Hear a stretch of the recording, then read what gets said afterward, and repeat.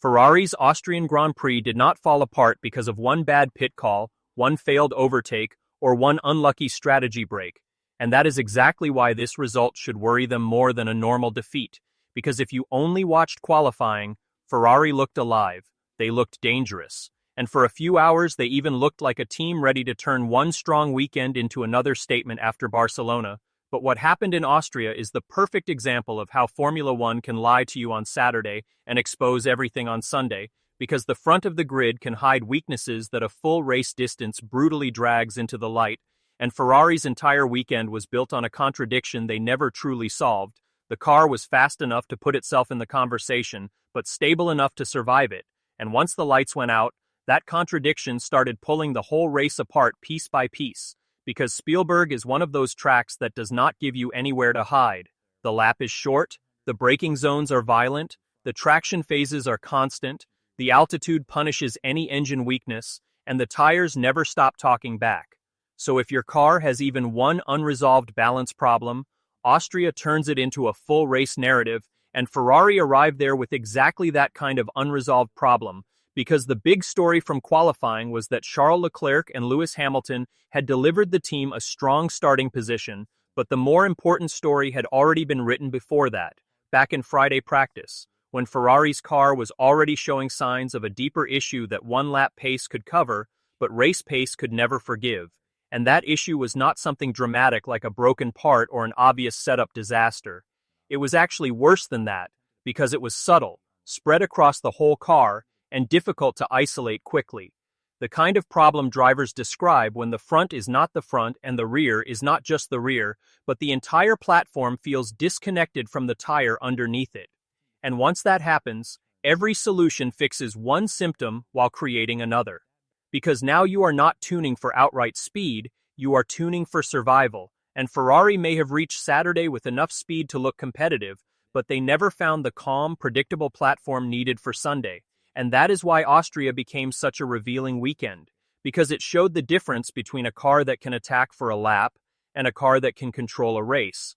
And right now, Ferrari still looks too much like the first one, not enough like the second, and that became obvious the moment the race settled into rhythm, because when a Ferrari is truly strong, you can see it early in the stint, the car rotates cleanly, the driver can attack braking without cooking the fronts, the rear can accept traction without immediately overheating, and the lap time comes naturally. But in Austria, Ferrari never had that flow. Instead, they were always fighting the conditions, fighting the compound, fighting the energy profile, and eventually fighting the race itself. Because the Red Bull Ring is not just about downforce or straight-line speed in isolation, it is about how efficiently a car moves from heavy braking to rotation to traction again and again and again. And every time Ferrari went through that cycle, they were leaking something, sometimes temperature, sometimes stability, sometimes deployment, sometimes confidence, but always something, and over a short lap that loss repeats so often that it starts to become visible incredibly fast, which is why their qualifying result created a false sense of security. Yes, the grid positions were real, yes, the lap time was real, yes, the performance spike existed, but no, it did not mean Ferrari had the race under control. It only meant they had found enough grip and enough engine output for one lap when the tires were prepared, the fuel was low, and the car could be driven around its problems instead of through them. And that is a completely different challenge from managing a 71-lap race where every weakness compounds, every thermal spike matters, every small slide steals life from the tire, and every compromise you made in setup comes back with interest. Because that is what Sunday in Austria always asks. Not who can flash the most pace, but who can repeat it without collapse. And Ferrari simply could not, especially once the hard compound entered the story, because that was the tire that turned a difficult race into a strategic emergency. And this is where Ferrari's weekend becomes more than just another example of bad execution, because the hard tire did not suddenly betray them out of nowhere. The signs were already there, the warnings were already there, and once they committed to it, the race started moving in one direction only, because a hard compound at Spielberg needs a very specific kind of car beneath it, one that can generate the right load cleanly, one that can bring heat in without oversliding, one that does not ask the rear axle to do 3 different jobs at once, and Ferrari gave that tire the exact opposite environment, a car with unstable balance, uneven energy through the corner, and a platform that was making the tire work without ever really helping it. So instead of gradually waking the compound up, Ferrari kept either underactivating it or overheating the wrong parts of it, which is the worst possible middle ground, because now you do not have grip, you do not have consistency, and you do not even have a clear direction for recovery, and once other cars around them started finding rhythm on equivalent rubber, Ferrari's weakness became impossible to hide, because now the fight was no longer theoretical, it was visual. Cars were not catching Ferrari because of offset strategy or fresher tires. They were catching Ferrari because they were simply better through the phase of the race Ferrari was supposed to survive, and that is devastating for a front-running team, because when you lose on old tires to faster cars, that is racing, but when you lose on similar tires to rivals who are just managing the stint better, that is exposure, and Austria exposed Ferrari's ability to protect performance over time, not just produce it in flashes, and there is another reason this matters, because Spielberg amplified not just their chassis weakness, but their power unit ceiling as well, and that part of the story matters, because it changed how every on-track fight played out. At altitude, the air gets thinner, the stress on the turbo rises, the thermal demand climbs, and whatever margin you thought you had in deployment or cooling starts shrinking lap by lap. So even if Ferrari unlocked extra performance for qualifying, the race still demanded that performance be repeatable under pressure, and repeatability is where they came up short, because race pace is never just about peak horsepower. It is about when you can use it, how long you can use it, and whether the system behind it is calm enough to keep feeding it to the driver when the fight gets serious. And for Ferrari, that answer looked increasingly uncertain as the afternoon progressed, especially in combat, because wheel-to-wheel racing is where hidden inefficiencies become public. If your temperatures are marginal, you feel it when you sit in dirty air. If your traction is unstable, you feel it when you need to defend on exit. If your deployment is compromised, you feel it when the other car arrives with momentum, and Ferrari lived through all of those moments in Austria, which is why some of the race's key overtakes felt inevitable long before they actually happened.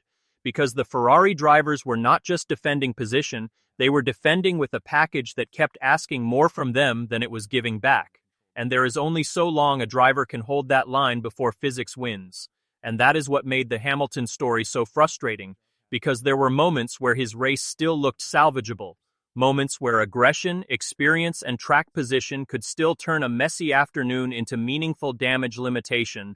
But every time Ferrari needed the car to stabilize behind him, it gave him another problem to solve, and that is an exhausting way to race, especially in a season where every result is supposed to build momentum, not drain it. And then came the strategic layer, the part that most fans immediately blamed. And yes, Ferrari's pit wall did not help itself. Yes, the timing issues hurt. Yes, the yellow flag sequence and the split-second nature of the Red Bull ring punished any hesitation. But even here, the real story is deeper than one delayed message, because strategy only becomes fatal when the car beneath it has already lost flexibility. Fast cars can survive imperfect strategy, stable cars can extend a stint, strong tire behavior can absorb a late call, but Ferrari had none of those cushions left when the race turned. So the moment opportunity appeared, they were too fragile to exploit it properly, and that is why the late call felt so expensive, because by then, Ferrari were no longer choosing from good options, they were just trying to pick the least damaging bad one, and once a race reaches that point, the finishing positions are usually just a delayed confirmation of what the data already knew, which is why Leclerc's afternoon became such a clear case study in how quickly a promising weekend can unravel when the tire window disappears, because once he lost the ability to maintain pace on the harder compound, every extra lap became a surrender. He was not managing.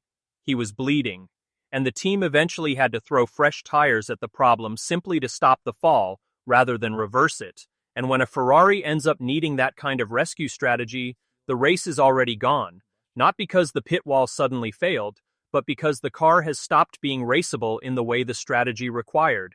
And that is why Austria should matter beyond the points total, because this was not just a poor finish, it was a track exposing the exact conditions Ferrari still struggles to master. Medium to high energy corners, repeated traction demand, sensitive tire activation, altitude-related power stress, and the need for a stable aerodynamic mechanical relationship over a full stint. And if a team still breaks under that combination, then their performance ceiling is narrower than it looks when everything lines up. Which brings us to the most uncomfortable part of this result. Barcelona may have been real, but Austria may have been more representative, and that is the tension Ferrari now has to answer, because one great weekend can be proof of progress, or it can be proof that the car only works beautifully under a specific set of conditions, and championship teams know the difference. They do not ask whether they can win somewhere. They ask how many kinds of tracks they can survive when they are not perfect, and Ferrari still has not answered that question convincingly enough, because when the car finds the right window, it looks alive, but when it falls even slightly outside it, the drop is still too steep, and that is why the next races matter so much, because they will tell us whether Austria was an outlier or a warning, and right now it feels much more like a warning, especially with Silverstone coming next. Because if Austria punished instability through stop-start aggression and thermal stress, Silverstone punishes it through commitment, speed, and faith, and there is nowhere to fake that. Not through maggots, not through Beckett's, not through cops, because those corners do not ask whether your car can produce a lap. They ask whether your driver believes in it enough to keep the throttle alive while the aero loads build and the tire takes a beating. And if Ferrari arrives there with the same kind of unresolved platform uncertainty they showed in Austria, the problem may look different on the stopwatch, but it will come from the same root. The car still does not give its drivers a wide enough operating window, and without that, everything becomes conditional. Race pace becomes conditional. Strategy becomes conditional. Tire life becomes conditional. Confidence becomes conditional. And title pressure grows in the space those conditions leave behind. Which is why Austria was not just a missed result for Ferrari, it was a weekend that stripped away the illusion created by grid position and forced the team to confront a harsher truth. They were not beaten by one moment. They were beaten by a chain of weaknesses that had already started forming long before Sunday, and until Ferrari builds a car that can hold its balance, protect its tires, sustain its power, and give its drivers something consistent to lean on over full race distance, weekends like Austria will keep happening, maybe not always this dramatically, maybe not always with the same tire or the same strategy twist, but with the same ending, a Ferrari that looks close enough to believe in, and then slowly, relentlessly, reveals that it was never really in control at all.